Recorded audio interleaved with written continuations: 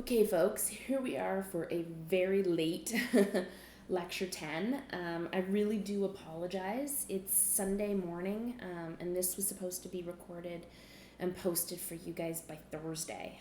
As you know, my whole family tested positive for COVID. For the most part, we were pretty mild. I probably got the worst of it, just meaning that I feel really tired and gross. Again, super lucky, but there's nothing worse than feeling tired and gross and sick with two small children who do not feel tired and gross and sick home with you. I do get a little bit short of breath. That tends to still be my biggest thing, so recording a lecture is a little bit hard. I was going to record it yesterday, which was Saturday, but as much as we had canceled Duncan's birthday party, you can't cancel his birthday. And so Duncan turned 4 yesterday. So obviously it had to be a day all about him, which did not, and I forgot that I had promised him rainbow unicorn cupcakes. So I was going to get up early and record the lecture. So instead I got to make rainbow unicorn cupcakes, which was, again, super fun. But doesn't help you guys out at all. If I could serve you all rainbow unicorn cupcakes, I 100% would do that. I don't think you'd want any from my home at this moment, and I don't see you guys again until late April. The good news is this is the last this is the last new knowledge lecture, and out of all of the math-based lectures, this is probably one of the easiest ones. A lot of the knowledge is already there. And the good thing about concrete is, in some ways, it's so hard that it had to be simplified a long time ago, because it was too complex for a lot of the mathematical aids. Had we developed concrete now, I think we would have it be more complex and a more rigorous process. But because it was developed and analyzed when we didn't have powerful calculating aids, it was created with a lot of shorthands and quick methods that still remain to this day. You can make it more complex, whether it's cracked or uncracked. There's varying elements within it, but I'm going to keep it as simple as possible for you guys because I want you to understand the overall premise of it. I do get challenged on making sure I've taught you the equations, so we do have to look at that, and for columns, how we design the columns. But I try to make it so that we meet the accreditation standards and then try to focus on the important takeaways, because as much as the math is important, what I want you to understand is how it impacts you as the architects. To me, that's the really important thing. Can you make good judgment calls with the knowledge I give you? And that, to me, is the most important part. Yes, the math is important too, but you will have somebody, hopefully, doing the math for you. So it's good to know that you know it exists and where it's coming from, but the takeaways are the important part. So I do believe your TA, or one of your TAs, is actually pretty knowledgeable on concrete as well. I'm going to admit, concrete was my worst. I hated working with concrete. Even when I worked in a firm doing large-scale buildings, I rarely did concrete analysis. Can I? Yeah. Am I at the cutting edge of concrete? Nuh-uh, not in the least, no way. It is kind of frowned upon at the moment as a kind of an environmental beast, I would say. But everything has its time and place. Concrete does serve a useful purpose. Here, for example, where we have to go down 4 feet for frost anyway, it serves a great purpose for basements and retaining soil. There are other ways to do that, but not in quite a moisture-proof way. We just have to slap some kind of moisture barrier protection on that concrete. Even without it, it does a really good job of it. I am by no means saying use concrete, but I am saying that it does have its time and place, and it's important to know how we design with it. So let's go over what we're going to talk about today. I'm going to give you a brief overview of concrete. We're going to talk about what reinforcing is and what it does within the concrete. We're going to look at concrete compression, concrete bending, and concrete shear. And then I'm going to talk briefly about continuous beams. Sorry. Okay, so let's go through this. I'm still very dizzy is the best word for me. I've been very foggy, and looking at my computer makes me very nauseous. It reminds me, oh God, when I was pregnant, because I was one of those people that was like Kate Middleton who got sick 10 to 30 times a day, every day for 8.5 months, which was just swell. Okay, so reinforced concrete. Reinforced concrete does different jobs for different applications. In compression, the concrete and the steel can share the load. We looked at that last week. It happened to be a really great example for talking about load sharing. And we saw that in the axial modes of load, making it composite didn't really help us any. And so in compression, the concrete and the steel still share the load. So we might as well make use of that steel in our calculations. It's there, it's strong. We can actually make use of it. In tension, concrete is absolute crap. We effectively say that it has zero capacity. And I'll show you a slide with that in a little bit. All of the tension will be taken by steel. So we say that steel does all the work for tension. Shear, often the concrete alone we can use in the calculation and say it is doing the shear work, but concrete is very sensitive to shear loads. We often will put the shear reinforcing in regardless. We have minimum criteria. We need it for shrinkage. So as concrete cures, it will tend to crack. Cracking is unavoidable in concrete. Actually, that's a very big takeaway. Get your client's head around the fact that concrete will always, 100% of the time, crack. There will be visible cracking. We try to limit the amount of cracking, or not limit, we try to control the cracking by putting in shear reinforcing. Or shrinkage, we put shrinkage control reinforcing in, which often we get to end up using for shear reinforcing. They tend to do the similar job. So if we have that in anyway, we might as well use it in our calculation. If it doesn't work, we need to put the shear reinforcing in no matter what. Non-structural reinforced concrete, we have our shrinkage reinforcement. And here's a really big thing. Remember how we talked about concrete being great in fire? And steel is not great in fire? Well, that means that our concrete is protecting our steel. So we have to make sure we have enough concrete to protect our steel. So we'll look at what that means. I have a diagram that will help explain that in a little bit. All right, so what goes into making concrete? This isn't really something I'm going to test you on, but this is a typical kind of breakdown of what goes into making our concrete. So this is the concrete itself. So we have aggregates, we have coarse aggregates, and we have fine aggregates. So this would be gravel and this would be sand. We do put air in, so air is helpful. Water is important, so that would be our water to concrete ratio. Portland cement. And we may add admixtures. So the final mix design of the concrete is done by the supplier. We as the engineers say we need our concrete to be this strong and it is going to be in this environment. Concrete supplier, you make the concrete mix that's going to be beneficial. Because temperature comes into play for it, how quickly it needs to be poured, how quickly it needs to cure, all of those things come into the development of the mix. So we give them the structural requirements that have to be met. So these metrics need to be met to meet my requirements.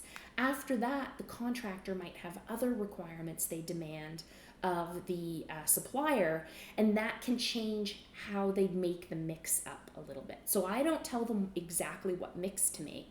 I give them general guidelines of what it has to be. And so those admixtures can do some different things. Sometimes you'll see fibers in concrete, whether they're steel fibers or like basically they look like actual fibers. They could be fiberglass, they could be nylon, rayon, fiberglass. You can have all kinds of different fibers thrown into your concrete mix. That tends to be used for slabs and toppings. The idea there is instead of putting crack control at kind of ratioed locations, you've got crack control everywhere. It still won't stop the cracking, but the hope is you'll have very fine cracks all over the place instead of one large crack in one particular spot. You know, I always think about the analogy, you know, you can take your pain all at once or divide it up. It's like ripping off a Band-Aid. You can do it slow and it hurts a little bit, or you can rip it off all at once. The ripping it off all at once is one large crack, or you can put something in so you have a lot of small cracks. So here's an example of a concrete mix. So the requirement would be 32 MPa. It's class C2, and this is a wall. So they would say, so slump is a really good indicator of the concrete. So basically, while they're pouring the concrete, they would take a bucket of the concrete and turn it upside down and lift the bucket off. And they measure how much it slumps. So if the bucket was this tall and it comes down this much, that's its slump. So some of it's splayed out. Basically, how thick is our concrete? And that helps them confirm kind of the water ratios and how it's behaving. Is this concrete behaving the way they expect it to? What does it mean? You don't have to know that, but it's good to know that slump is a good measure of, an early measure of the concrete's performance. So they have a water cementitious ratio of 0.45. There's an exposure class. So this means, so the C can mean chlorides. So this is probably an outside wall that's going to be exposed to frost and chemicals like salting, for example. And then the plastic air range, so they will pump some air into it so it gets some air bubbles in it. That'll help it perform in a particular way. At 28 days, when they cast this concrete, after they do the slump test, they take some other cylinders, typically 3 of them, and they take them off and they mark on the side of it and say, okay, well, this was truck number 5 from this particular pour date. And they go off and they go back to a lab and they sit there and wait. At 7 days, they test the first cylinder. And they have a compressive machine that tests it. There's somebody whose job it is to just test concrete cylinders. In fact, a lot of the people I knew in university, their co-op jobs were doing exactly that. It's a fantastic co-op student job. They would compress it and write down how strong the concrete was. At 7 days, we usually expect it to be at 70% of its strength. So if we had a 32% or a 32 MPa requirement, at 7 days, 32 times 0.7, we had typically, we would expect at 7 days, it should be about 70%, so 22.4 MPa is what we would expect at 7 days. At 28 days, they test the next cylinder, and it needs to be greater than 32 MPa. And this is always what I get asked, what happens if it's not, right? Because it's already there. They've probably already built other stories on top of this. They've already started to go with further construction. What happens if it doesn't work? Sorry, hold on a second, guys. Okay, sorry about that.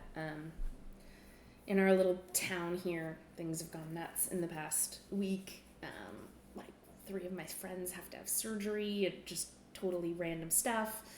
Another good friend's parent passed away. Another friend of ours is in federal quarantine because they were across the border. While she was there, she broke her wrist. And so everybody needs help right now. And we couldn't for a full week. And so now we're trying to help people while still kind of maintain a semblance of not having our world fall apart again. So I will be checking texts periodically, so I apologize. I'll try to stop my lecture. So I was talking about what happens if it doesn't pass and if we don't get 32 MPa at 28 days. What do? Well, step 1 is we wait until 56 days. If it's really close or like 5% off, we'll wait a few days and see if it passes at 56 days. If it passes at 56 days, no problem. We have strong enough concrete. If it doesn't pass at 56 days, what we'll often do is go back and chase the loads through the building. Often, like you've seen what we've done, we kind of go through the process, we figure out the loads, and we're refining and we're being very smart about how we apply those loads. But maybe we can sharpen our pencils for that specific location or that specific thing that is has a lower requirement. Sometimes the requirement here isn't about how strong we need it because of the loads. Sometimes it is a standard because of the job it's doing. In that case, it's less about it not being strong enough. And so we'll be okay with it being, 30 MPa or even 28 MPa, something like that. If we can prove that it is strong enough to structurally support the loads that we have on it. Very rarely, very, very, very rarely would we tell somebody to tear something down. In fact, what we would probably do is if it was a column, say, maybe we'd add another support. And this was even still at a worst case example. Maybe we can add a steel post beside it. Like, there are a lot of alternatives besides tearing it down.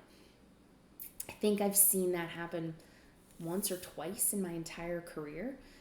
So we're talking 20 years, and I've seen something have to get torn down very rarely, and certainly not an entire building. I'm not saying that doesn't happen, but that is like the rarest of rare things. Okay, so stress strain curves for kind of the different parts within our concrete. So look at this. Here's concrete compression. Now, concrete compression is dependent on the mix, and so we have a variety of different stresses that we have as the maximum stress. If you remember when we were talking about steel, we called that maximum stress we wanted our steel to see Fy. When we were talking about wood, depending on what job it was doing, if it was in compression, if it was in bending, if it was in shear, because it was non-isotropic and it behaved different in different ways, we labeled what that maximum stress we could see was, or what it would fail at after. And so we either had FB or FV or FC. Concrete we call F prime C. I won't get into why we call it F prime C. Some of it is because of the way we manipulate it or the way we interpret it. But for you guys, if you see F prime C, we're talking about the maximum compressive strength we will allow our concrete to see. If it sees over that, it fails. Remember, concrete does not have a plastic zone. It is linear elastic until it fails, and then it's done. But look at this. That is not a straight line, and that is not an abrupt failure. So clearly I'm lying to you. This isn't a normal straight line here. What we do is we idealize it. So we do straighten it out here a little bit, and we say at this point right here, it's effectively failed. We apply our reduction factor, and for concrete it's 0.65. We really bring it down a lot because concrete is probably the least predictable of all of our materials. We can't see what's happening inside it. Wood we can't either, but we do visually grade it before we put it into its application. So we look at it before we use it. Concrete, it's already being used by the time it exists. So it's kind of this funny thing. And remember, in wood, the bigger it got, the less likely we'd know there was a problem inside. So we built in a factor for that. In concrete, what we do is we say all of it is big and we all don't know what's happening inside of it. So we're going to just say that's a property of the material and we're going to reduce it. We're going to take 35% of its capacity away. The steel, the reinforcing bars within it, are very similar to our normal steel. Our E is our normal E of 200,000. Fy, so remember Fy is for steel, and I said that for the hot rolled sections that we were talking about, it was 345, and for cold rolled sections, it was 350. Well, rebar is usually forged, which means they take a press and they pour molten steel into it and molten steel into this side, and then they close it up and let it cool and open it up. You can usually see those forge lines down the side of it, and they've got bumps built into it. Because of that, we have a different Fy. We say 400, sometimes people will say 410, but for our calculations, we're going to be using 400 MPa. We use a reduction factor of 0.85. This does not have the same high quality control standards as our structural steel. Our reinforcing is kind of just mass produced and rolled out really fast. It's not quite as rigorous. So because of that, we put a little lower reduction factor on it. Pre-stressed tendons, don't worry about this. So these are our individual components here. Here's actually the stress strain curve for that concrete. So this was a kind of a rough version of it. Here's what it is slightly more explicitly. Okay, look, here's our linear elastic line. We say that this is E. This is our actual line of stress. Here is the maximum stress or the peak compressive strain. After that, we say it fails. We know it doesn't completely fail right away. There is a little bit of plasticity, but we don't care. We ignore it completely. On the other side of this, so this is the compressive side. In tension, look at this. Here is our modulus of elasticity line. That's great. This is so low, we essentially say it's 0. So as much as it has a little bit of tensile capacity, we don't even take it into consideration. We say it's 0. Okay, the concrete properties. F prime C can be 20 to 40 MPa. I've actually, sorry, a friend of mine, So F prime C, 20 to 40 MPa. We could have lower. We can have 1.25 MPa. Lean mix concrete is usually, 2 to 10 MPa. But the structural concrete we're talking about when we're designing with it typically is specified between 20 and 40 MPa. You can have higher, but it starts to have a huge cost increase. 20 to 40 is pretty normal. I'd say 25 to 35 is what I typically work with for structural applications. So F prime C, the compressive strength, specified. I will give that information to you. You can't be expected to know what that is. I would certainly give that to you. And unlike the wood, where we're trying to pick what wood to use, or look up what its properties are based on what wood we need, we, with concrete, figure out what our application is and then specify our strength, and they go make it to be that strength. Our reduction factor is 0.65. Now, this alpha 1, 0.8, you don't know what this is. I'm giving this to you here in this chart so you have an easy spot to reference it. It is about distribution of our concrete, kind of how our concrete gets poured out. It's not even exactly 0.8, but and often we'll calculate it explicitly. For what we're going to do in our calculations here, I'm giving you 0.8 for this value. So here's the note. Tensile strength is 2 to 5 MPa. We assume it's 0. The flexural strength is 3 to 5 MPa, but we don't use it. So F prime C, 20 to 40. E is 14,000 to 41,000 MPa. It is related to F prime C. Again, if we need it, I will give it to you. Normally what we do is there's an equation to calculate E related to F prime C, and it has a few other factors built into it. But that is, I feel, beyond the scope of this course, and I would give you E and F prime C. All right, so what different F prime Cs, or what strength of concrete would we use for different things? Well, footings and caissons, we typically specify 20 MPa. It mostly is usually being used in compression, and it's just trying to transfer load out to the soil. We usually have a lot of it, and it's usually not working that hard. The soil is usually what's working harder, so we can have a relatively low strength of concrete most of the time. Foundation walls and slab on grade will usually say 25 MPa. Sometimes that's because, a foundation wall is usually resisting soil. It's trying to bow in on the side, so it's actually working a little bit harder. But again, we have a lot of it doing a relatively low work job. Slab on grades will often say 25 MPa for wearability. Framed slabs and columns for low-rise buildings are usually 30 MPa.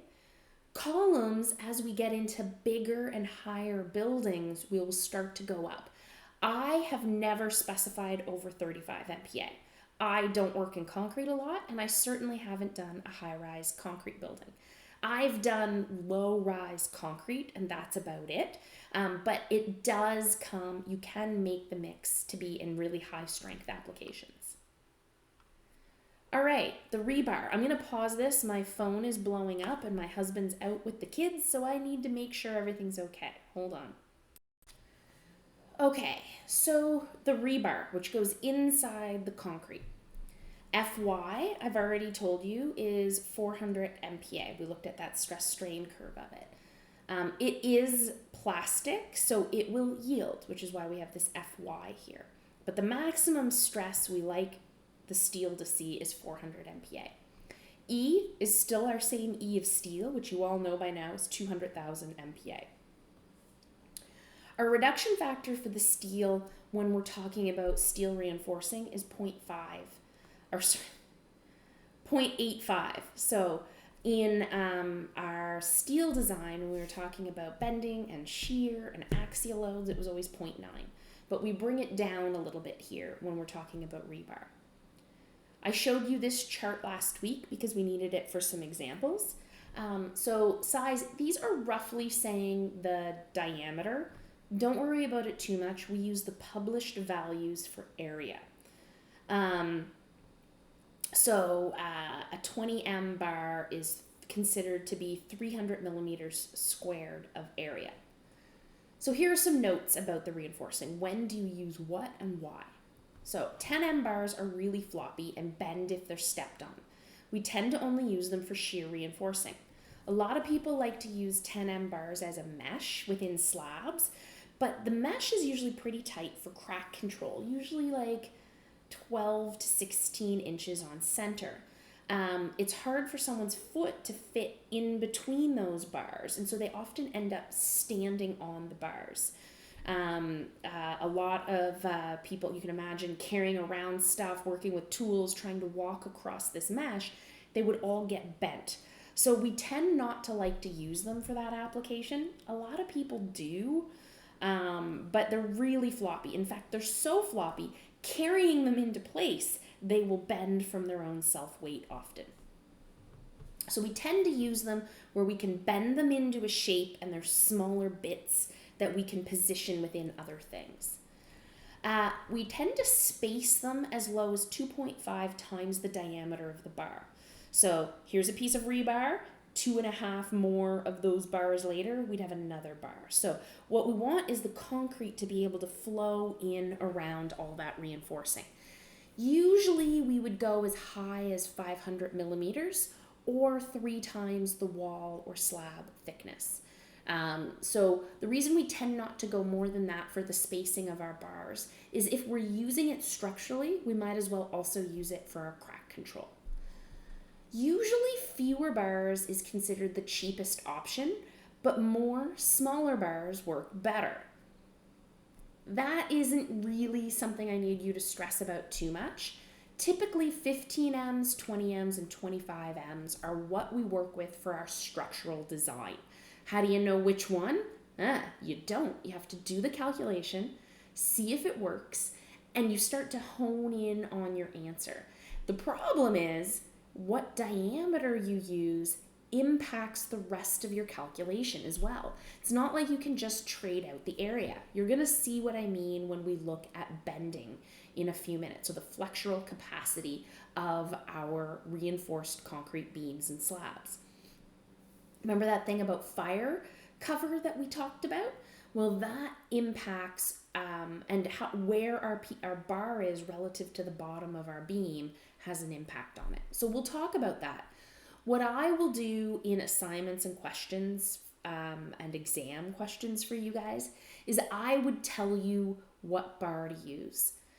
So you would have to go through the process of the calculation, but I would say, hey, we're using 20M bars. Normally, we don't know which one's the best one to use. We might start with 5 15Ms and realize it didn't work, but yet 6 doesn't fit, so we'd switch to 20M bars.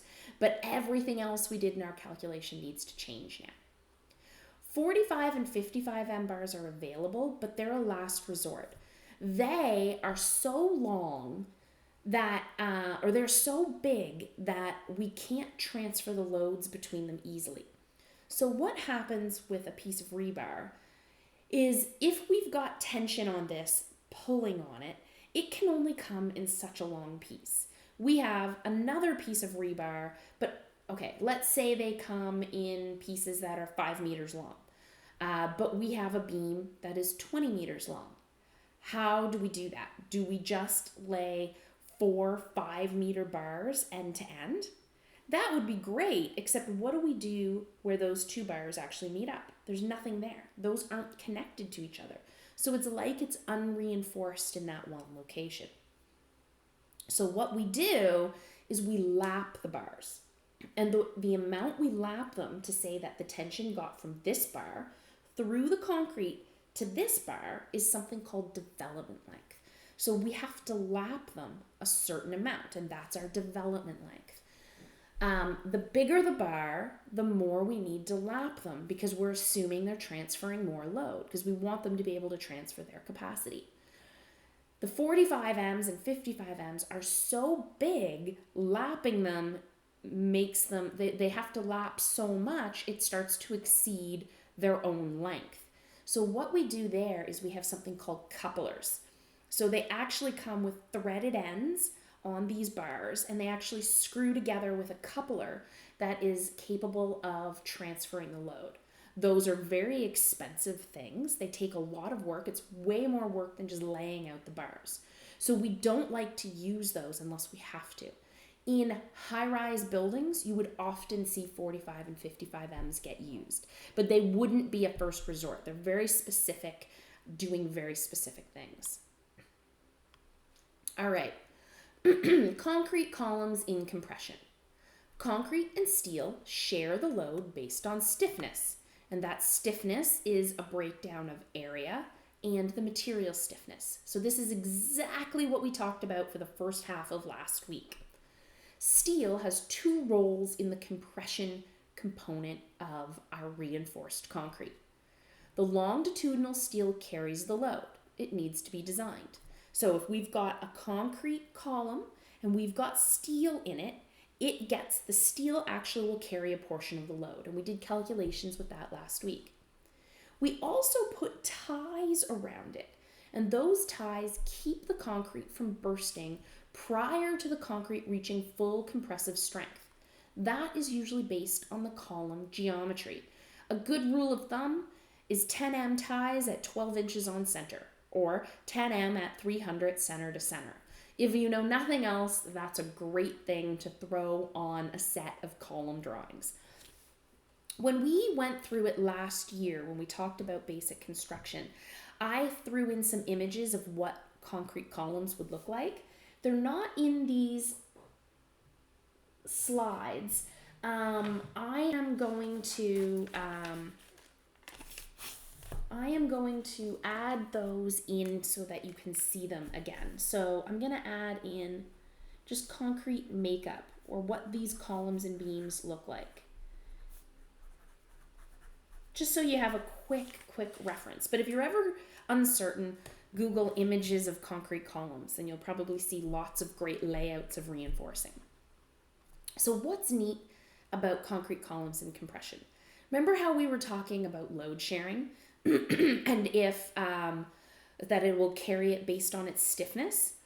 Well, we had our concrete carrying a certain amount of load and our steel carrying a certain amount of load.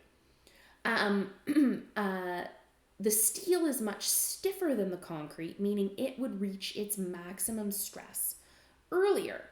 So so the column is composite. It's actually composite, even though we don't tend to care about that. The strain must be the same for the steel and the concrete. Steel is much stiffer than concrete. The steel stress will be much higher than the concrete stress because they have the same strain. The steel yields before the concrete reaches its full stress capacity. So the steel's taking the amount of load it can, and it will do that and possibly fail before the concrete is done absorbing all of its load. But the steel can yield while still carrying load until the concrete fails. Now, obviously we don't want things to fail.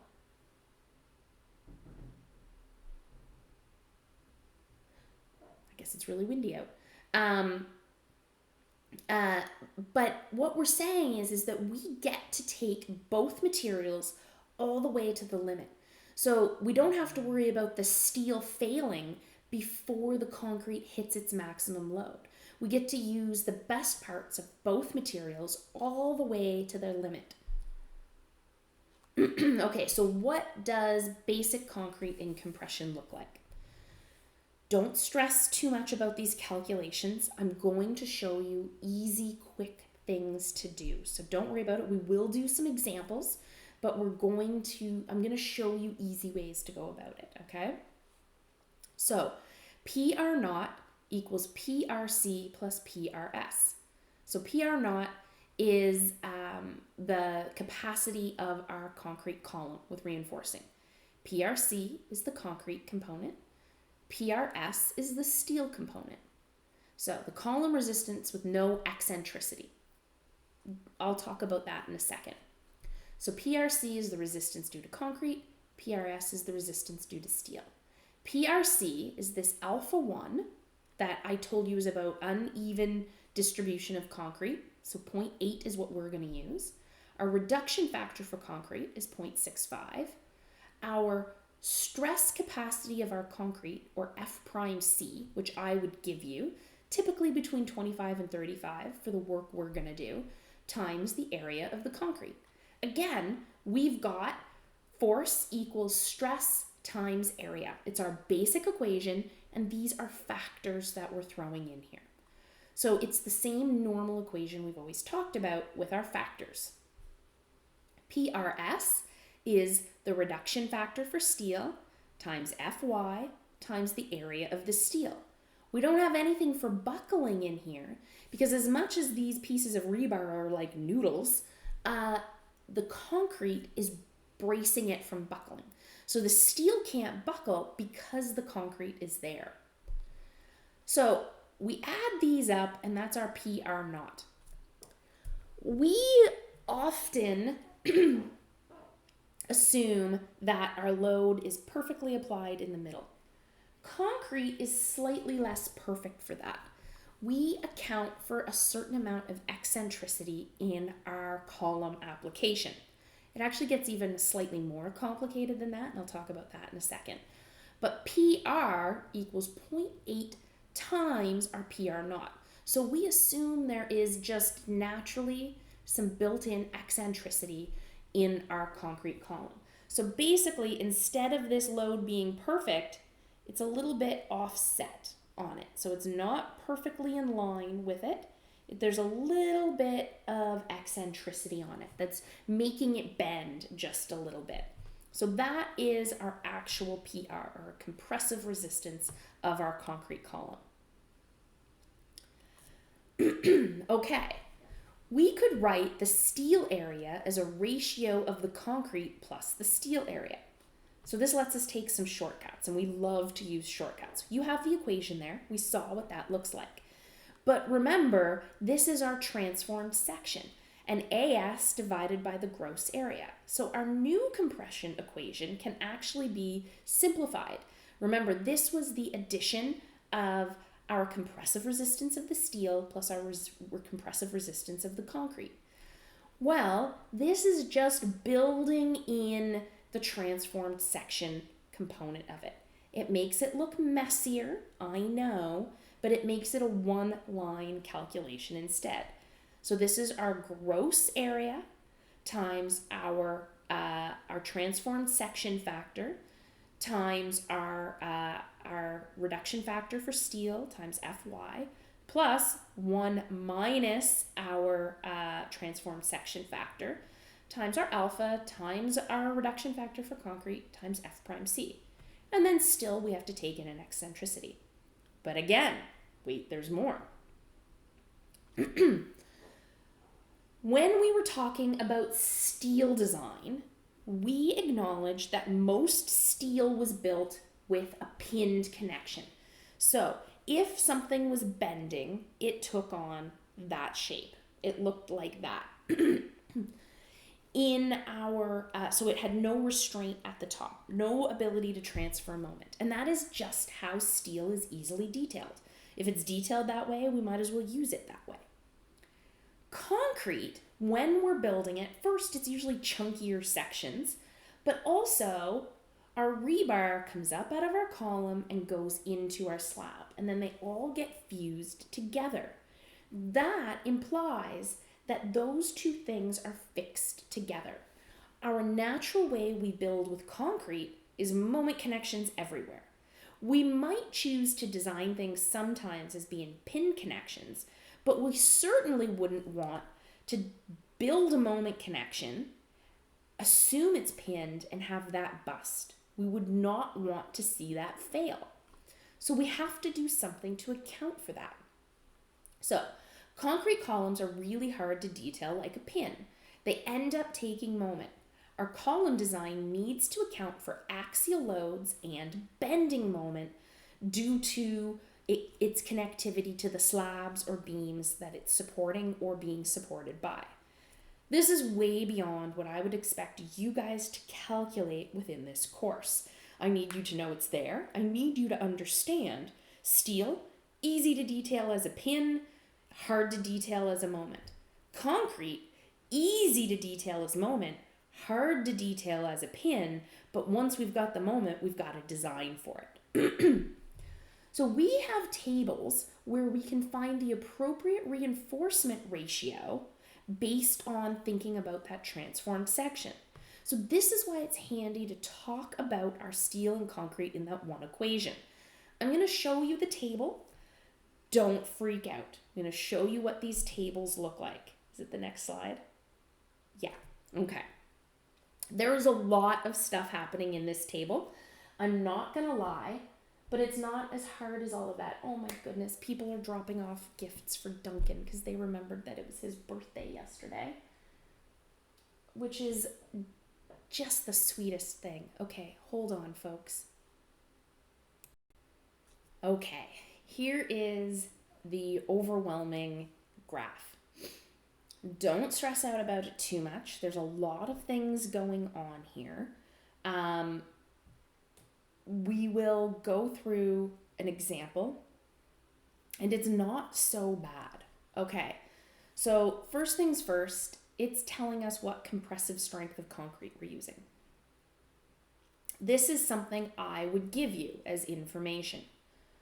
They give us this gamma 0.7. Well, look at this. This is the width of our column, and this is where our reinforcing is. And so they're saying that dimension is gamma times h. So they're saying that basically 30% of the concrete is lost right there. So they're saying that's basically our ratio. So you could imagine if you knew what that dimension was and where this rebar was, you could determine what that is. Fy is the capacity of our steel. So that's all stuff we know. They're saying equal reinforcements on 4 sides, which is a very common way to detail a column. MRAGH prime. That seems like a lot happening there. But MR, we know, is moment capacity. AG is our gross area. And H prime probably looks like it's something to do with the height. PR divided by AG prime. So PR, we know, is the compressive capacity. So it looks like there's some trade-off between axial capacity and moment capacity. Having both of them at the max at the same time seems like a bad idea. And maybe you can have a bit more moment if you have a bit less axial capacity, or a bit more axial capacity if you have a bit more moment capacity. You guys don't know about any of that, and this is a very confusing graph. But look at this. This is that transformed section ratio G. So look at this, 0.04, 0.05, 0.02, 0.01. So that seems like that has something to do with that ratio that we know we can calculate. And this is Fs divided by Fy. So let's see an example, because again, I'm going to admit that this is a very, very overwhelming chart. I have provided you with a series of these charts with different layouts listed right here. Different F prime C's, different layouts of columns. So the first step will be picking which chart you're using. So let's take a look. So here are all the important things that we're looking at. So these are all the things I just listed off. Let's do an example, and maybe that'll help us. I'm always a person that likes to learn by examples. Some of you maybe can dig into this and then jump into the example, but all of the information is here, and I find with a chart, the best way is to do an example. So let's take a look. What reinforcing do we need for a 350 by 350 column with a PF of 2,000 kilonewtons and an MF of 150 kilonewton meters? We know that for this type of application, we're going to use concrete strength of 30 MPa. The reinforcement should be equal on all sides, which is a pretty standard way to distribute your reinforcing. Determine the longitudinal reinforcing if we assume 30 millimeters of cover, 10 M ties, and they're telling us we're going to use 25 M longitudinal bars. So our long bars are going to be 25 M. We wouldn't know if they were 15, 20, 25, 30, or 35, and that can have an implication on our information.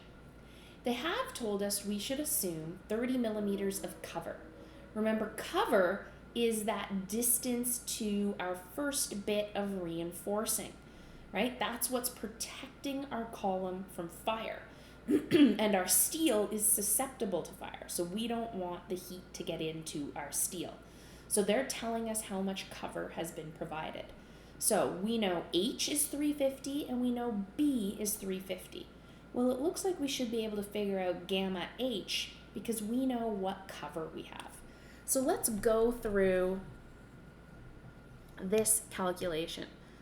So hopefully where I am feeling incredibly crappy as this goes on, I don't screw us up too much here. I'm going to turn off that so we don't get as many funny reflections coming in. And let's make, oh, that's not what I wanted to do. Let's make this bigger. All right.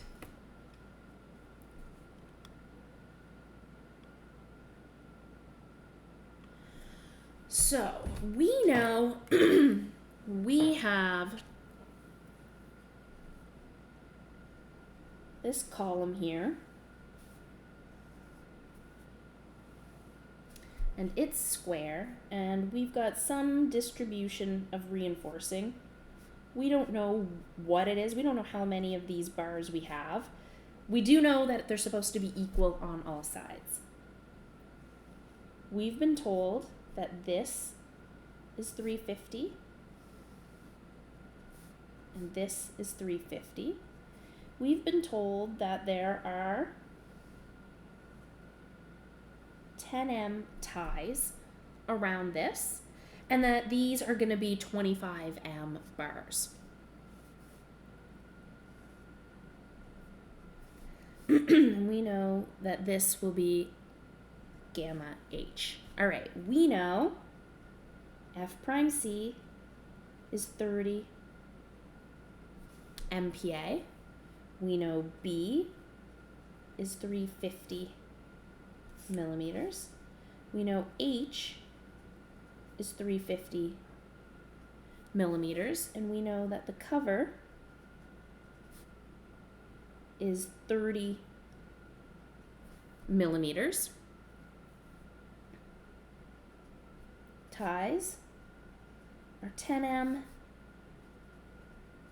and bars are 25M. Okay, so we need to figure out what this distance here, from the center of this 25M bar to the center of this 25M bar. If you wanted to zero in on this little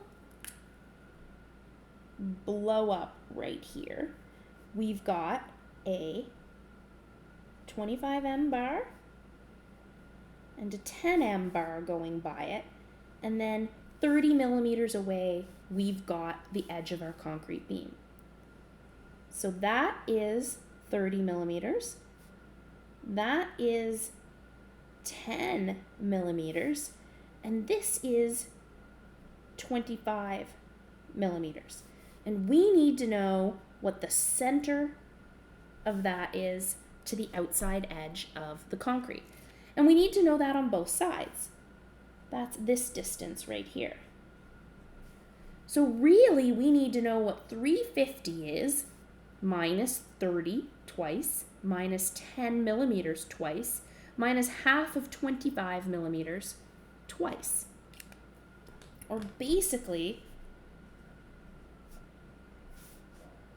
our gamma H is 350 minus 30 plus 10 plus 25 divided by 2. And we're doing that from both sides of 350. So times 2. So we can calculate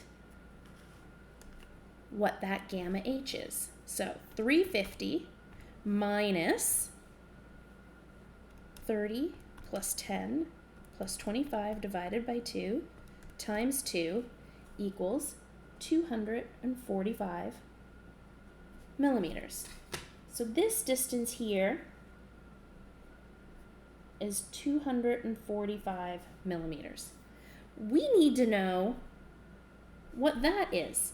So gamma H, we need to know what that ratio is. So really, the ratio of the bar distance H to gamma H, we're going to divide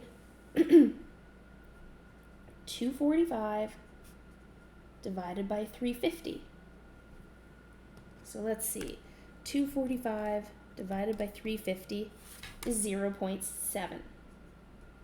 So really what we're saying, 0.7 times H gives us our 245. So 350 times 0.7 gives us 245 millimeters.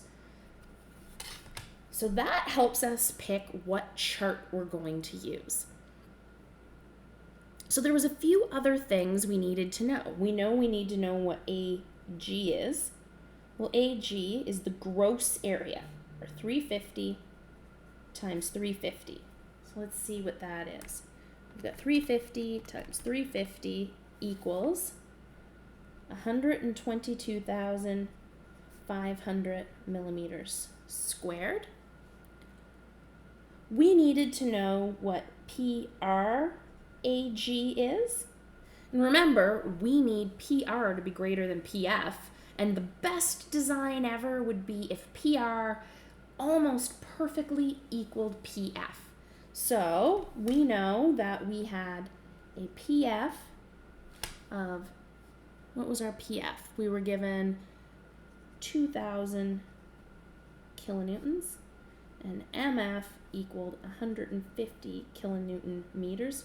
Normally I write this all out better at the beginning. Sorry, I'm a little bit scattered, but the process is the same. PF, MF were given in the questions.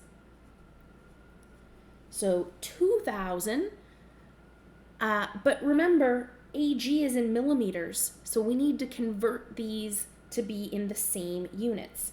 So I'm going to multiply that by 1,000, divided by our 122,500 millimeters squared. So we have 2 million newtons divided by 122,500 millimeters squared, and we get a ratio of 16.33. All right. I guess it's actually written as 16.32 for whatever reason in my notes. And then we also needed to know MR divided by AG H prime, which wasn't height, it was our dimension. Okay.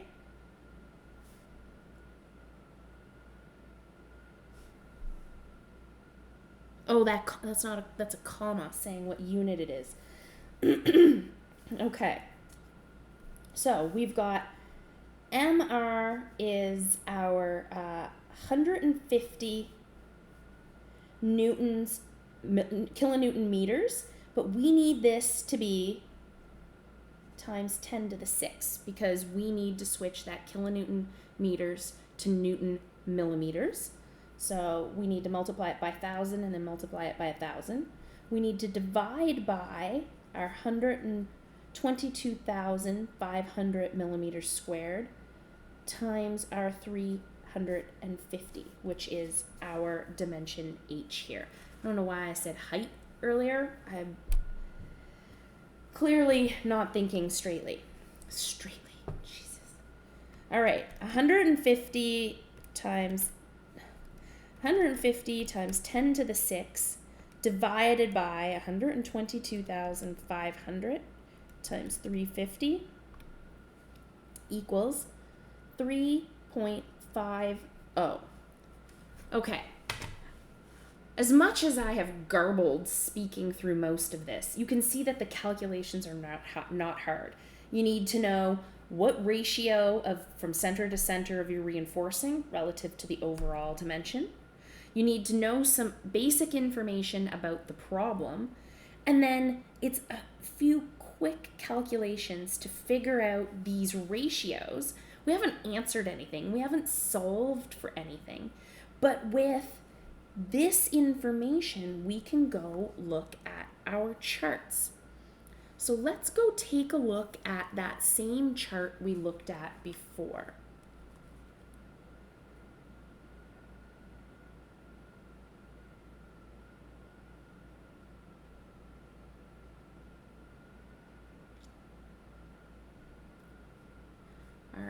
Sorry. All right, let's go back a slide here. All right, here we are. I wish this showed up this showed up slowly. So we're using our F prime C equals 30 MPa, which is what we've got. We're using the one where the ratio is 70% from the overall distance to the center of our reinforcing. So we're using the right chart. And we have equal reinforcement on 4 sides. So we're using the right chart. Let's take a look. Our MR divided by AGH, and this is a comma saying we're saying MPa. So we calculated 3.5, so somewhere right here. And our PR divided by AG was 16.3. So we come to the chart right here. We draw these two lines across, and then we want to see what one of these ratio of reinforcements that we fall on. We happen to fall directly on this one, which is handy for us. This one is 0.04, so we fell right on this line. If we fell somewhere in between these lines, we would know we would be at 0.035 because we'd be in between those lines. So you could kind of ballpark in between there, but we fell handily, almost like somebody planned it for us to be this easy. We fell directly on this line. So we know that this ratio is 0.04.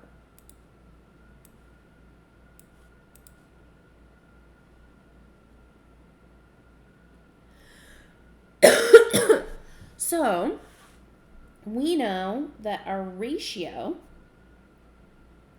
is 0.04, and that ratio is actually the area of our steel divided by our gross area. That's something we know because we've used this in figuring out transformed sections. Well, we know our gross area and we know what this ratio is. We should be able to rearrange this and know that our area of steel is this ratio times our gross area. So our area of our steel required is 0.04 times AG, which was 122,500 millimeters squared. 0.04 times 122,500 millimeters squared is 4,900 millimeters squared of steel. So we need this area of steel to meet our criteria. Well, what would that be if we were talking about 10 M bars? Well, a 10 M bar is 100 millimeters of area. So 4,900 divided by 100 millimeters. So 4,900 divided by 100. We would need 49 bars. I know you haven't seen a lot of reinforcing, but this tends to be roughly what they look like. You can have more bars than that, you can have less bars than that, but this tends to be roughly what they look like. Certainly not 49 bars. Something seems funny there. Plus, I told you 49 bars are really flimsy, and we tend not to use them unless we're using them as crack control or as ties. So we tend not to use them that often. What if we used 15 M bars? Now, I know they told us explicitly to use 25 M bars. I just want to talk through what happens here. Okay, so if it was 15 M bars, it would be 49,000 divided by 200. Well, we can guess that it's going to be half of 49 bars. So 4,900 divided by 200, we'll need 25 bars. That still seems like a lot. 20 M bars? Well, a 20 M bar, if you remember, has an area of 300 millimeters squared. So 4,900 divided by 300 is 17 bars. Again, you wouldn't know this, but that would be a lot, which is why I told you explicitly to use 25M. I wouldn't make you guess amongst this what to use, but I want to show you what the different calculations shake out to. But you were told explicitly in the question that 25M bars are what's being used. You can see that. Remember, this ratio was calculated based on the area or the diameter of this bar. So if we went through and changed our mind about which bar type we wanted to use, we'd have to go back and redo this calculation. So it's a bit of an iterative process. Sometimes knowing roughly what you want to see is very helpful at the beginning. So 25 M's is exactly what they asked us to use. So 4,900, if you guys remember, 25 M bars are 500 millimeters squared. So 49 divided by 500 gives us 10 bars. Okay, I'm not going to go any further with this. It's worked out more in the slides, but they told us that we needed an even distribution of our bars. Okay, let's try to put an even distribution of 10. So we have 1, 2, 3, 4. That's great at the corners. Add another one in here. We've got 1, 2, 3, 4, 5, 6, 7, 8. Great. 9, 10. That's not an even distribution. If we want an even distribution, we're plopping in 2 more bars. Having a bit more area of steel here is not going to be a problem. So we would have 12 25 M bars to get our even distribution. We only needed 10, but we would put 12 in for our even distribution. So we have 350 by 350, 10 M ties 12 25 M longitudinal bars. Again, I would try to take as much of the guesswork out of this for you. Some of it comes with experience, and you couldn't possibly know all of this. That's why I try to go through these problems and solve them ahead of time in a way that I'm giving you good information that tries to challenge all of the things you might need to think about.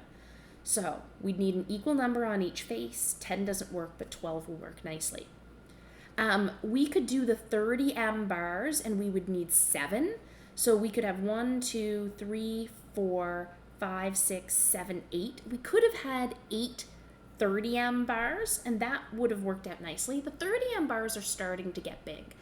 I don't like to bump into 30 M's unless I really have to. 15 to 25 is the comfort zone, and most people prefer working in 15 to 25, and that includes the people installing it. Bit of a lead time on the 30 M bars as well. Now, and they also told us explicitly in the question to use 25 M bars. Okay, what did we neglect here? All right, buckling. In our concrete, or in our steel and in our wood elements, we talked a lot about buckling. We didn't talk about buckling here. It didn't even enter into the equation. Concrete isn't easily governed by buckling. Because it's so weak, yes, the steel is carrying some of the load, but area-wise, it's not that much. The majority of the load is being carried by the concrete. So it tends not to be that susceptible to buckling. They're usually pretty stocky. So if there are shear walls doing the job of a lateral load resisting system, which means any building that has an elevator core or steel, or a stair core, it's going to be your lateral load resisting system, and the columns get to just ignore slenderness. Slenderness effects may be neglected for columns if KLU divided by R is less than 34 minus 12 M1 divided by M2. Again, don't worry about this. You're not going to have to do this. K equals the effective length factor, similar to steel. So remember, if this is the length, the effective length is how much of it is bending. Well, the whole length is bending in this. If we have these moment connected top and bottom, that means there has to be a right angle between it and whatever it's connecting to. So for this to be bending like this, you can see it's got a different length that's bending. I can't even hold it here. Its length is only from here to here that's really bending, or its effective length is shorter. And then there's some relationship between M1 and M2. So M1 is the smaller end moment, M2 is the larger end moment. So if we didn't have moments top and bottom, that goes away. So KL divided by R needs to be less than 34. That really results in a height to thickness ratio of about 10 for rectangular columns and 8.5 for round columns. Slender columns are designed using the same procedure as stocky columns, but the design moments are increased. Basically, we add a multiplier to those design moments. I am not going to make you do anything with this. I am not going to give you slender columns, because most of the stuff you would do would not have a slender column anyway. But I want you to understand that it doesn't mean we're ignoring buckling. Buckling still exists, it just tends not to be applicable in most situations. Remember, in our wood beams, the things were just so stocky, lateral torsional buckling, that tendency for the top chord to bend sideways, didn't really apply. And it was pretty easy to satisfy that criteria. The same thing is what's happening here. Okay, let's look at a concrete beam in bending. So here is what a typical concrete beam looks like. There's the shape of our beam. Our width is B. Our height is the overall depth. Now, remember how we often call that D? Well, look, D means something different in our concrete beam. It is to the center of our working steel. And our working steel is the steel that's in tension. So remember, concrete in tension doesn't work. It just doesn't exist. If we have a beam in bending, the top's in compression and the bottom is in bending, meaning that little bit of concrete at the bottom is not doing anything for us in bending. The steel is what's doing the work. This concrete is just protecting our steel from fire. So we call it our cover. So our effective depth, the depth that is working for us in bending, is to the center of this steel here. These are our ties or our stirrups.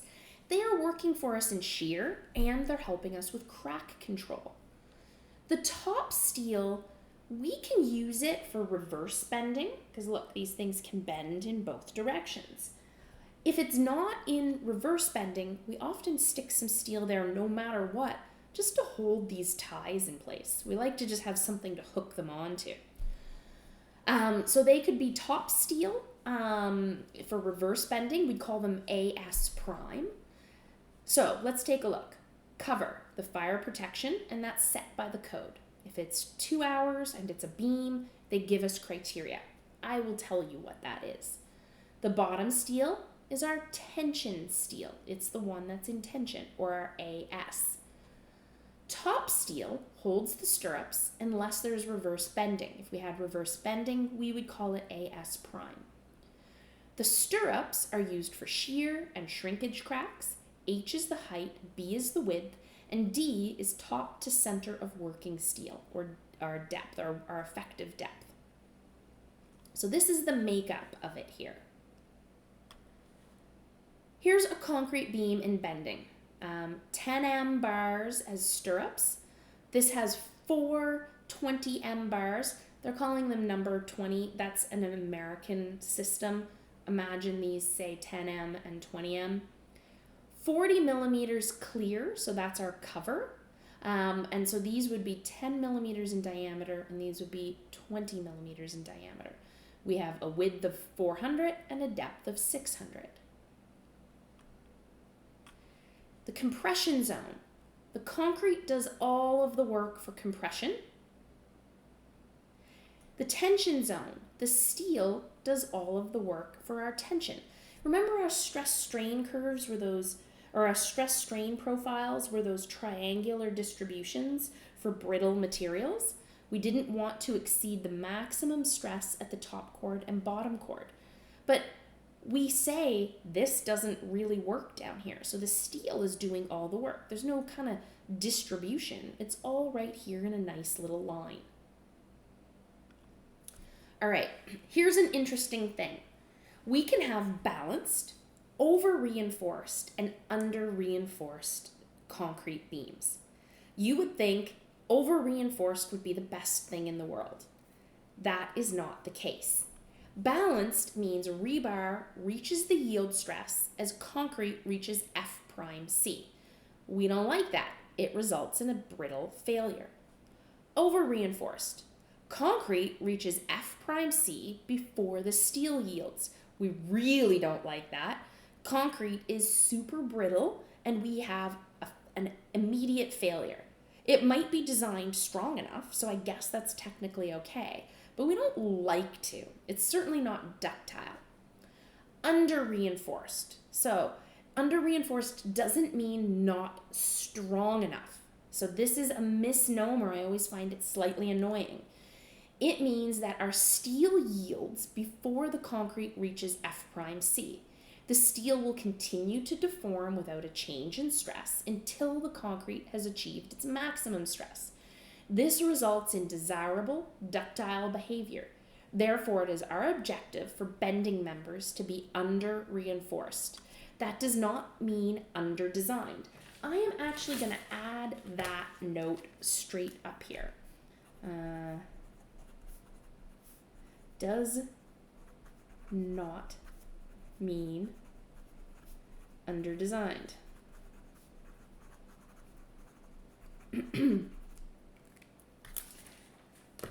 Okay, under-reinforced just means we're ensuring there's ductile behavior. All right, our concrete in the tension zone cracks. So concrete on the tension side of the neutral axis is neglected. It just doesn't exist. We don't count it. The beam will be under-reinforced, so the reinforcing steel and the concrete will both reach their design stresses. The steel will hit Fy, it'll yield a little bit, and then the concrete will reach F prime C. Remember, those are the limiting stresses for each material. We want to make best use out of both of them, but we don't want F prime C to get hit first because then we'll have a brittle failure.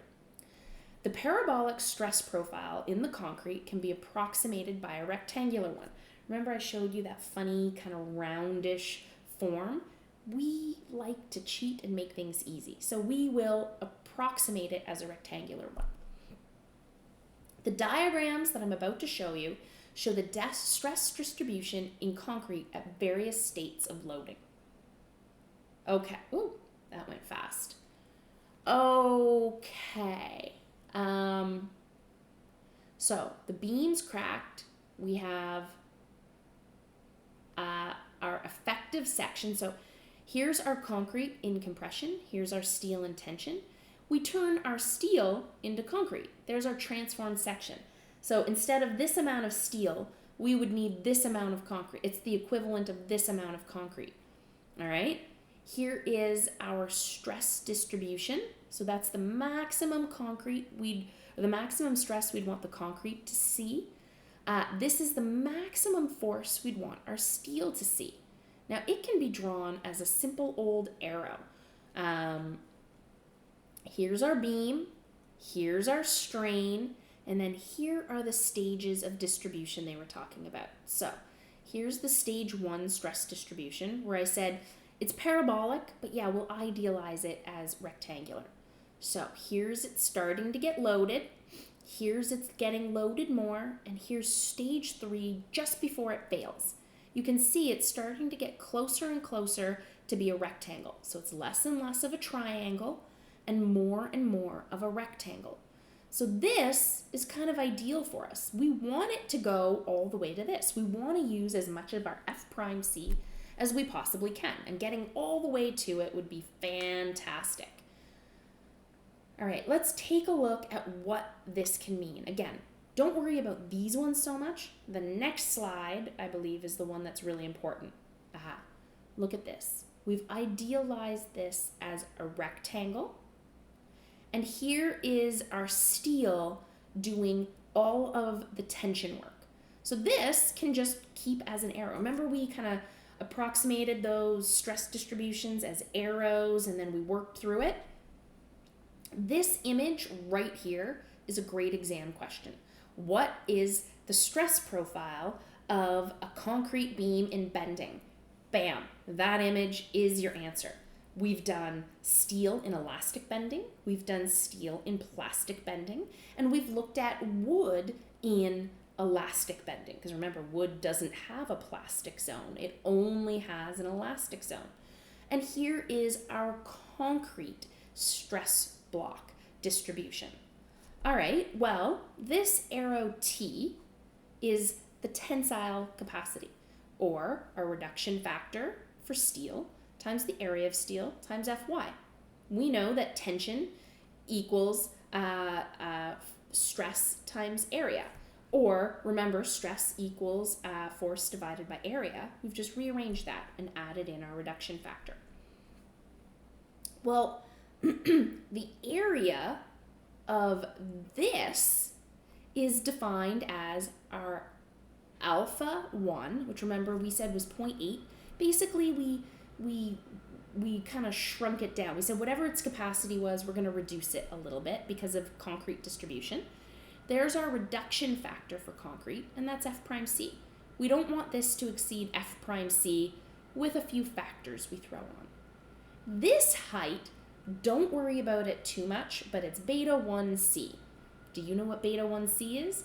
No, and I'm not going to ask you to, except that it is the height of this stress profile. We know that this arrow CC could be the analogous point load of this stress distribution. So CC is really our alpha 1 reduction factor for concrete, F prime C times beta 1C. Or the area of that concrete, okay? So, and the area of the concrete would be B times beta 1C. Don't worry about it too much. Really, the only things we're going to need to take away are these things right here. MR, remember, a couple is this times this. That is the moment resistance of these two things. Some of it's in compression and some of it's in tension. These two things need to balance each other out so it's not sliding back and forth. But then the moment capacity is these two things spinning around. So remember, we have a neutral axis here and we have a distance, which is half of B1C, all the way down to T. Well, if that's our depth D, it's our depth D minus whatever B1C is. Now, this is all way beyond what I want you to do. It was beyond it when we defined all of this in the steel calculations. But really, all of these bits are exactly what we did when we derived it in steel. I don't want to waste time with you having to go through that derivation, and some of these are things you don't even know where they came from. I am going to show you now an example where we just make use of these equations that I've just provided for you. Concrete beam reinforcing calculation is probably one of the easiest ones I'm going to ask you to do. Let's take a look. What is the bending capacity of a 400 by 600 concrete beam with 4 20M bars at the bottom, 10M ties at 300 center to center, 40 millimeters of cover, and we're using concrete that has an F prime C of 30 MPa. This is pretty standard information. We would know that we have a beam in a normal old building, and typically you would say that you would use 30 MPa concrete for that. There are charts, there are things that tell us that. I am going to tell you that information. So F prime C, 30 MPa. 40 millimeters cover comes from the fire code. An engineer needs to know that part of the fire code, but you as the architect have to tell the engineer what the fire rating is. Most things are 45 minutes to an hour. 2 hours is a bit unusual and has very specific requirements. This 40 millimeters might turn into 60 millimeters. That means that these bits of bar would move up. That would decrease D, or our effective depth, which would decrease our moment resistance. So we have to know what the fire rating is to determine this. I would tell you what the cover is in any problem I give you. The dimensions of the beam, again, how do we know we don't know what capacity we need. We know from sizing guidelines probably what depth would be reasonable, but we also know concrete sizing guidelines are kind of crappy. So this 400 by 600 concrete beam comes from, some of it is experience, some of it maybe that's what I want.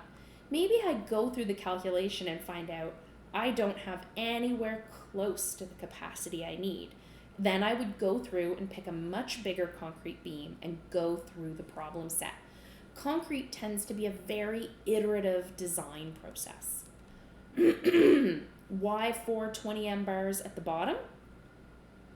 I don't know. I'm starting with that to see if my results are close to what I need. They've just asked us to calculate MR. Someone else is going to compare this to a factored moment that's been applied to this beam so that we know if it's strong enough. Let's go through our calculation.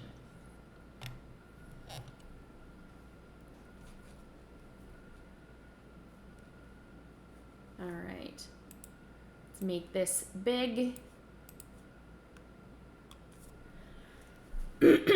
All right, we have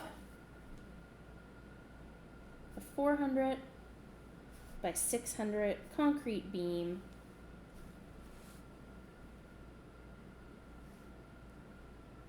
that has 10M ties held up by something. We don't know what. It doesn't seem to be that helpful to our problem. And they've told us that we have 4 20M bars at the bottom. These are 10M ties. They told us that they were at 300 millimeters center to center. That doesn't mean much for us right now. And they told us that this is 400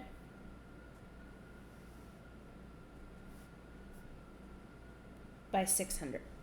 We know that there is some stress profile on this where there is some amount here that is in compression and some amount here that has TR, some tensile tensile resistance, and this could be represented as some compressive resistance of this part of the concrete right here. And we know that we don't want this to exceed the maximum stress right here. And so that would be our F prime C, but we know there's some factors in there. And so there's some dimension to this, and there's some dimension to this, and that would determine what CR is. All right, let's start going through this problem. We know that we can calculate T pretty easy. T equals the reduction factor for steel times the area of steel times the maximum stress we want our steel to see. Well, we know that the reduction factor for reinforcing steel is 0.885. We know that the area of the steel is 4 times whatever the area of a 20M bar is, and a 20M bar is 300 millimeters squared. And we know Fy for reinforcing steel is 400. So 0.85 times 4 times 300 times Fy, which is 400. We can calculate this, and we get 0.85 times 4 times 300 times 400 equals 408,000 newtons. We also know that that's the same thing as 408 kilonewtons. All right, when we looked at those equations, we could rearrange B prime C, or beta prime C, to be T divided by alpha 1, our reduction factor for C, or for our reduction factor for concrete, times F prime C times B. All right, because we don't know what beta 1 and C are. I didn't give you that information. I didn't explain that to you, so it's not super helpful for you. So we want to figure out what that is. Remember, let's just take a look here. too far. Remember that beta 1c is this dimension here. We don't know what that is, but we know we can figure it out. We can rework that equation. Actually, we actually were given that equation right here. So let's make this bigger again. So let's solve for beta 1c. Well, we've solved for T, so we know it's 408,000 newtons. We know that alpha 1 is just 0.8 for all the applications we're doing. There's more to it than that, but for us, that's what it's going to be. Times our reduction factor for concrete, which is 0.65, times our concrete strength, which they've told us is F prime C equals 30, and B is the dimension of our beam, which was 400. So we can calculate what B1 or beta 1C is, which is that dimension. So this was beta 1C. All right, 408,000 divided by 0.8 divided by 0.65 divided by 30 divided by 400 equals 65.38, and that's millimeters, because that's the dimension of that stress profile right there. All right, D is our dimension down to the center of that reinforcing. We need to know what that dimension right there is. So D equals our 600 millimeters minus our cover. They told us we had 40 millimeters of cover,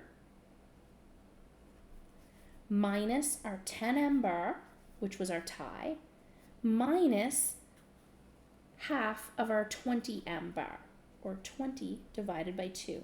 We want to know what the center line of this is. That's that line right there. All right, so this is where this TR is taking place. Remember, we're breaking this down into a couple, a moment couple. So we need to know where these things are taking place relative to each other. So D equals 600 minus 40 minus 10 minus 20 divided by 2 equals 540 millimeters. Okay, so we know that this is taking place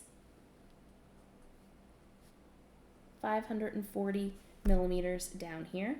We know that this dimension is 65.38 millimeters. We know the value of this is 408 kilonewtons. So there seems to be some stuff going on here. The MR is the combination of these things, but they've given us a way to kind of break this down or cheat a little bit. MR equals our tensile capacity times D minus beta 1C divided by 2. Okay, let's figure out what MR is.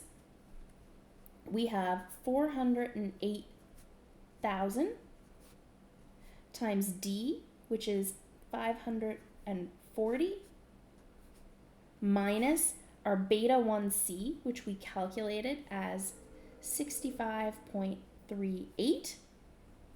Oh, and that's divided by 2, because we're figuring out what this distance right here is. So MR is our 408,000 times 540 minus 65.38 divided by 2 equals a really big number. We have 207 times 10 to the 6, but that is Newton millimeters.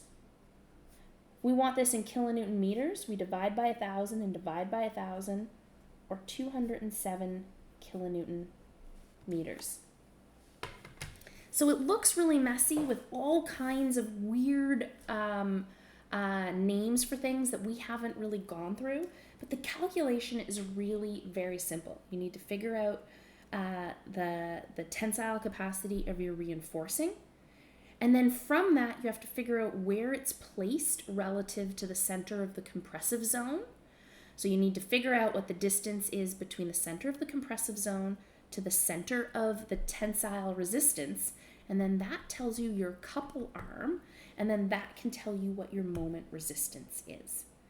Okay, so this is the moment capacity of this beam. It doesn't tell us if it was strong enough because no one told us what MF was. So here that is worked out. You can see it's really short calculations because you've made a lot of assumptions at the very beginning, which helps simplify the calculation. If you found out that MF was 200 kilonewton meters, great, you would have a beam that works. If you found out that MF was 220, you'd say, okay, this isn't enough. Maybe I need to add another bar here if it fits. If that didn't work, maybe I'd need to increase this to a 25 M bar. Well, that would change a few things in this calculation. So you'd have to go back and modify it. But it's not a big change. If we found out that MF was 600 kilonewton meters, well, maybe we're nowhere near a good enough beam selection. Maybe we need to make a lot of changes to this beam. Okay, what other things are there to know about concrete beams?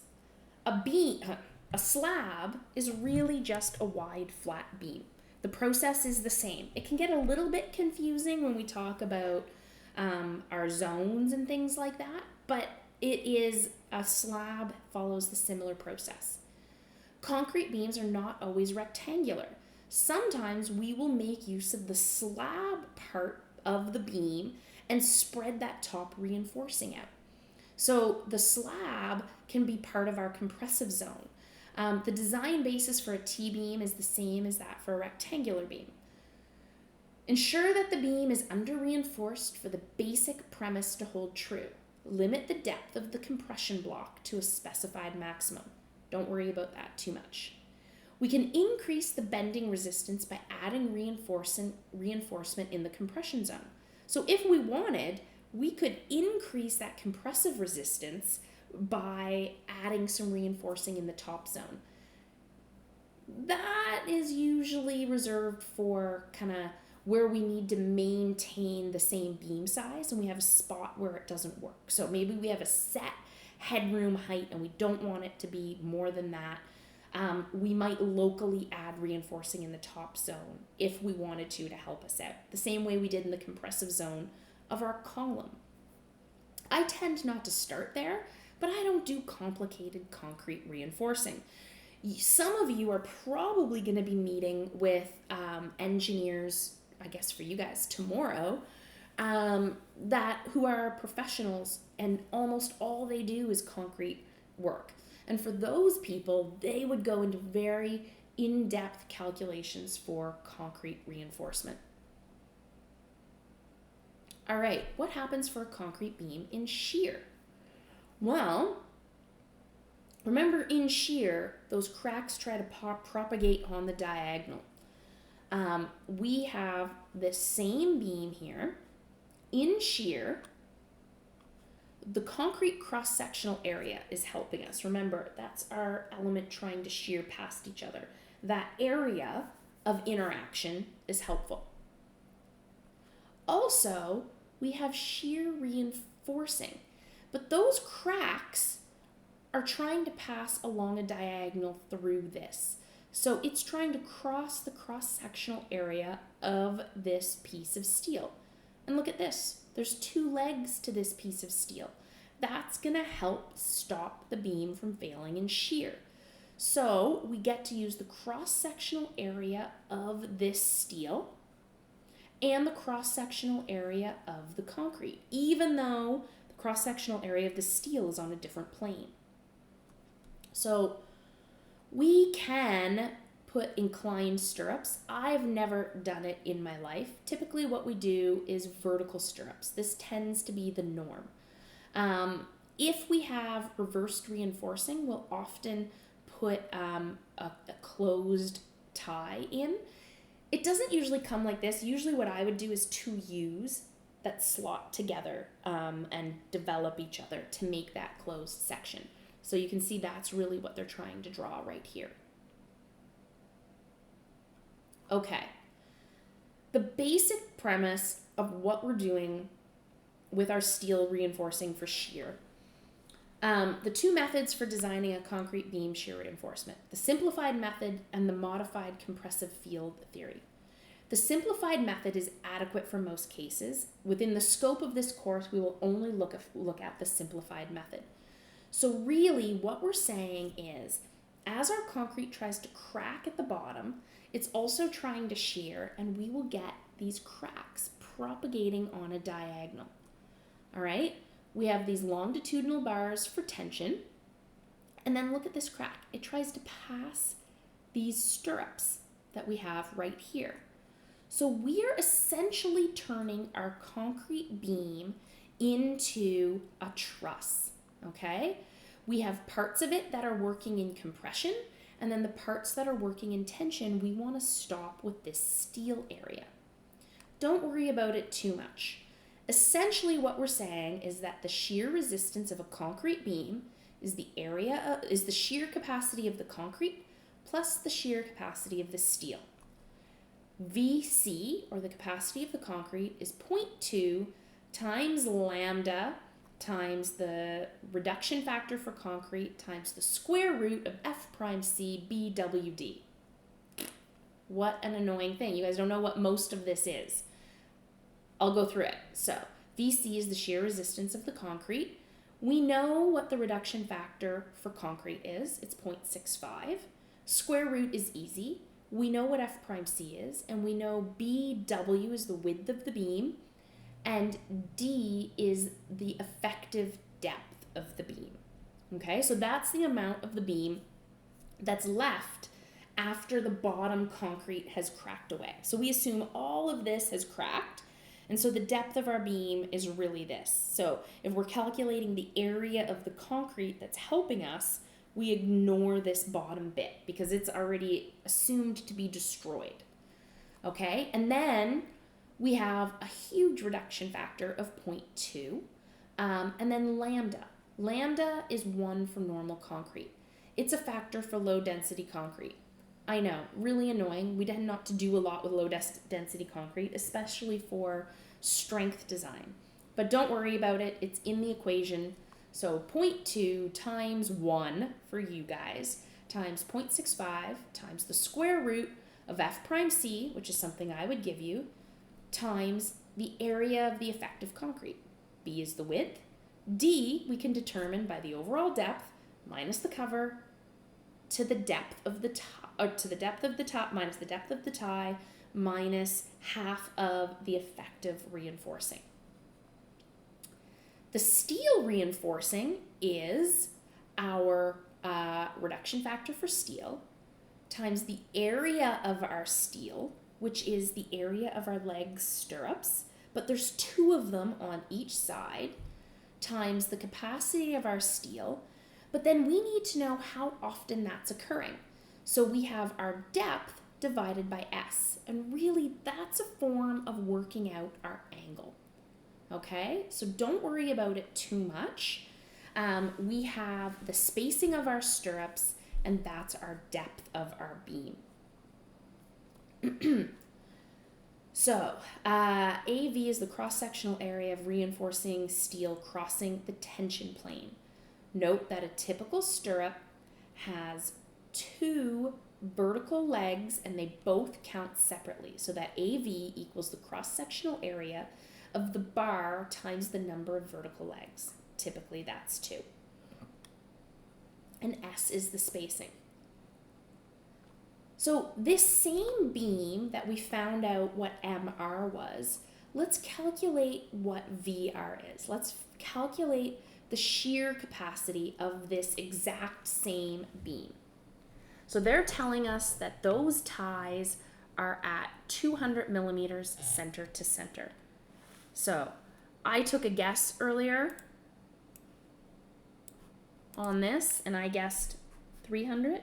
They're telling us, no, it's at 200 millimeters center to center. So we want to figure out what VR is. Well, VC, we know, is 0.2 times lambda times the reduction factor for concrete times the square root of F prime C B D. Well, we know lambda is 1. We know the reduction factor for concrete is 0.65. F prime C they gave us in the question was 30 MPa, and I'm a silly fool. Sorry. Square root of just F prime C. I know this. I've calculated it a gazillion times. Times BD. All right. D is the only thing we don't know. B we know is 400. Oh, but look, D. We actually already calculated D. It's 540. So remember, that was our 40 millimeters minus our 10M minus half of our bottom bar diameter. Now, if you're saying we're talking about stirrups, why am I going to the center of this steel? Because the concrete capacity has nothing to do with the stirrups. It is saying that all of this concrete in this zone right here is destroyed and not working for us anymore. So we have 0.2 times 1 times 0.65 times the square root of 30 times 400 times D, which is 540. All right, 0.2 times 1 times 0.65 times the square root of 30 times 400 times 540. We get 153,800 newtons, which we know is the same as 153.8 kilonewtons. Okay, great. So we've got a pretty good shear capacity here. If we had a beam that had 150 kilonewtons of shear on it, or a factored shear load, we'd stop right here. We wouldn't even go further with our calculation. We'd be like, this is great. We are in good shape here. But what if we had 200 kilonewtons of shear on this? We'd want to figure out what contribution our stirrups gave us. And that was,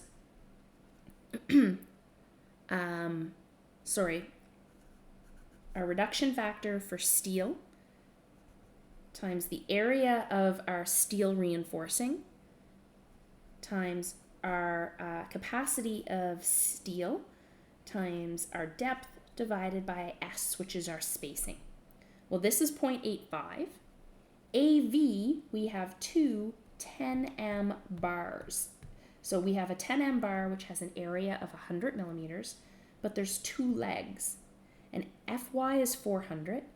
D, we know, is 540 because we've already calculated that. And S is the spacing, which they gave us at 200. So we have 0.85 times 200 times 100 times FY, which is 400, times D, which is 540, divided by our spacing, which is 200 millimeters. Let's calculate this. We have 0.85 times 2 times 100 times 400 times 540 divided by 200. We get 183,600 newtons, which is the same as 183.6 kilonewtons. So we get a lot of increased capacity here because of our shear stirrups. Let's see what the total VR is. We have 153.8 plus 183.6. And And we end up with 337.4 kilonewtons as our shear capacity. So if we had a VF of 200, we would now have a beam that works. So again, these calculations are pretty simple once I've given you as much of the information as you need. And some of that information comes from experience. So anything that requires experience, I'm trying to give you. Okay. Let's finish this up here. One of the interesting things is that because our concrete is moment connected everywhere, the ends of our beams and our slabs tend not to be that pinned condition, the same way we had with our columns. Now, there's an interesting side effect that happens with that. So similar to columns, the ends of members are usually moment connected because that's how they're usually built. A steel beam with pins everywhere would have this moment distribution. There would be 0 moment transferred at this point because there's no moment connection. And we would have a maximum moment of 45 kilonewton meters right here. This same loading on the same length of beams in this situation, but if we moment connected them to each other across their supports, the moment diagram changes. This is not a moment diagram I ever got you guys to calculate, but this is something that happens often in concrete design. You can see that the moment changes. We have up to 32 kilonewton meters over the supports and 15 to 19 at the mid spans. Oh, that's a typo there. Max MF.